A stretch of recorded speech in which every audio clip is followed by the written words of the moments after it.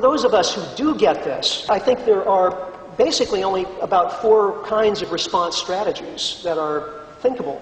Top-down government policy. We've got to convince world leaders or national leaders that this is what's happening, that they need to change their policies in a profound way to conserve fossil fuels, to build alternative energy infrastructure, public transportation, et cetera, at a wartime scale of effort. But I've been trying to do that, and a lot of people I know have been trying to do that for the past 7, 8 years, and it's really hard to get through because most politicians depend on economic growth to get reelected. So they really don't want to hear that kind of message. So that leaves bottom-up grassroots organizing as an alternative. You know, maybe there are things that only public officials can do in terms of changing policy, but you know, if the public officials are not going to do that, we've got to do what we can at the local level, building more resilience in our lives, in our communities, so that relocalization of the food supply isn't happening by decree from on high, it's just happening from the groundswell, from the bottom up. We need to proactively plan for a future without fossil fuels. That means saying, well, where do we want to be in 2050? Well, in terms of climate change, decreased carbon emissions by 80, 90%, or even more. That's what we want to do. So how do we get there? Well, we backcast a series of steps that will get us to there by 2050. That's good planning for linear adaptation. But what if it's actually already too late in some ways? What if we've already put so much carbon into the atmosphere that we're going to see climate chaos anyway? Even if we were to stop dead in our tracks and not put any more carbon in the atmosphere, it's likely that we've already put so much CO2 up there that we will still see melting ice caps, rising sea levels, desertification, et cetera, et cetera, et cetera. So in addition to long-range proactive planning, we also need to be doing some responsive planning for crisis management. We have to anticipate that there will be economic, environmental, and other kinds of crises over the next 10, 20, 30, 40, 50 years. We have to accept that as a given and begin to plan for them at every level of society. I've used the word resilience already. I'm going to suggest to you that this may be the most important word of the 21st century,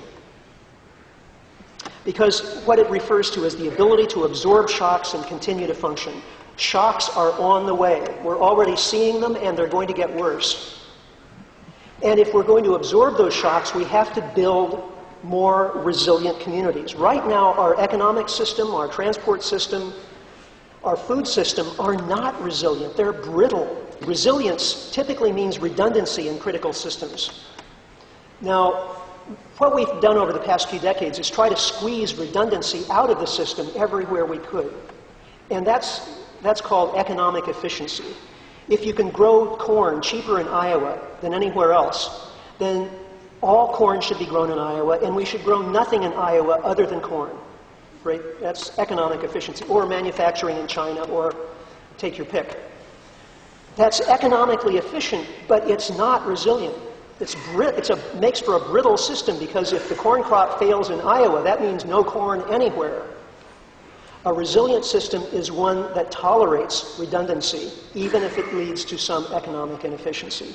Dispersed system control points, that means localization of production, consumption, and decision-making. Dispersed inventories.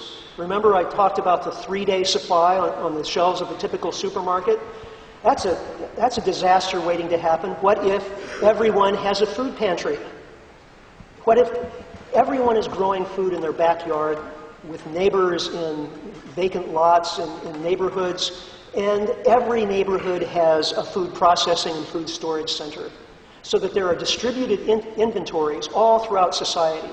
A vastly more resilient system, and also balancing feedback loops, giving the market, for example, the market is characterized by balancing feedback loops, but it lacks the information to tell it that global renewable and non-renewable resources are about to become more scarce and need to be conserved. I first became aware of this actually even before it happened, when I met a brilliant young permaculture teacher named Rob Hopkins in Ireland back in 2005. He realized what a challenge peak oil would be. And he said, well, what if we could design a transition process away from fossil fuels that actually was fun, that looked to life after fossil fuels as actually being better than life with fossil fuels? These transition initiatives in towns have sprung up like wildfire all over the planet. There are over 250 of them now, over 60 in the US alone. And now that I understand, not only are there many transition towns in Canada, and you'll hear more about that after I speak, but also there's a national hub supporting the emergence of transition initiatives called Transition Canada. So this is something anybody can get involved with. It's free and it's fun. It's more like a party than a protest march. And it calls on us to redefine what growth is. You know, as long as we define economic growth in terms of GDP, of increased per capita consumption of resources, we are stuck in a trap because we can't grow the economy that way anymore. And so we are destined for frustration and disappointment. However, who says that is the be-all and end-all of human existence, that growth should be defined by GDP and increasing per capita consumption rates? What if we defined growth in terms of human well-being and happiness? What if we defined growth not in terms of how many new prisons we can build, because if you build more prisons, that increases the GDP. But how about if we define growth by how few people are in prison because they're otherwise employed in society and having a good time and don't need to go out and steal from people or whatever? What if instead of the GDP increasing as we spend more on armaments and use those armaments overseas, what if we measure growth in terms of our sense of security as a people, as a nation, so we don't need to spend as much or maybe even anything on armaments? That would increase our quality of life, right? It might lower the GDP, but that's okay because we know it's going to be lowering anyway. We can reallocate what GDP, energy consumption, resource consumption is still possible. We can reallocate that to support what actually brings people health and well-being.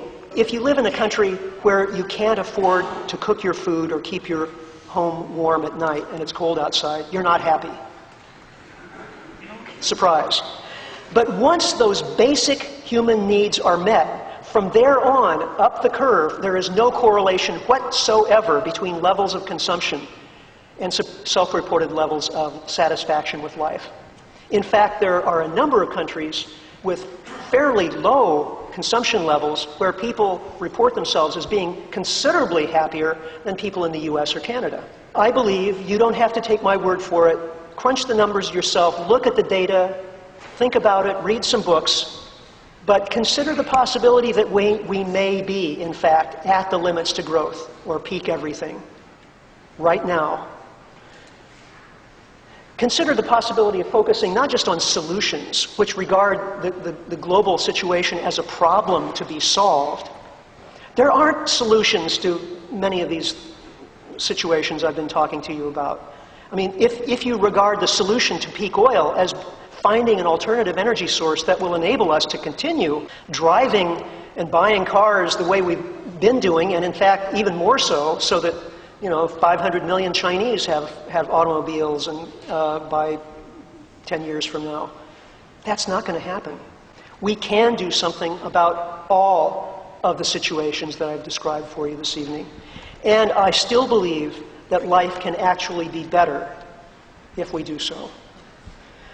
It's an old saying that every crisis is an opportunity. Well, ladies and gentlemen, I would like to suggest to you that we are experiencing and about to experience the biggest opportunity of our lifetimes. I hope we seize it. Thank you very much.